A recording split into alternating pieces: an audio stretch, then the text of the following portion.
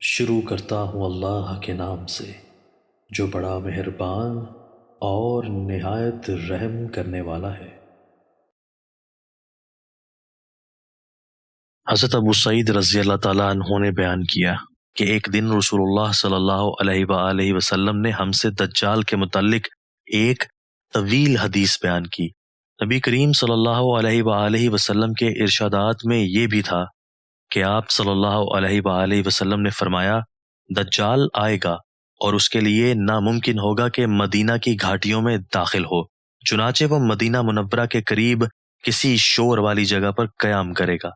پھر اس دن اس کے پاس ایک مرد مومن جائے گا اور وہ افضل ترین لوگوں میں سے ہوگا اور اس سے کہے گا کہ میں گواہی دیتا ہوں اس بات کی جو رسول اللہ صلی اللہ علیہ وآلہ وسلم نے ہم سے بیان فرمایا تھا۔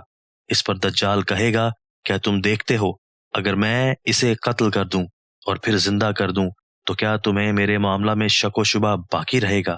اس کے پاس والے لوگ کہیں گے کہ نہیں، چنانچہ وہ اس صاحب کو قتل کر دے گا اور پھر اسے زندہ کر دے گا۔ اب وہ صاحب کہیں گے کہ واللہ آج سے زیادہ مجھے تیرے معاملے میں پہلے اتنی بصیرت حاصل نہ تھی۔ اس پر دجال پھر انہیں قتل کرنا چاہے گا لیکن اس مرتبہ اسے مار نہ سکے گا۔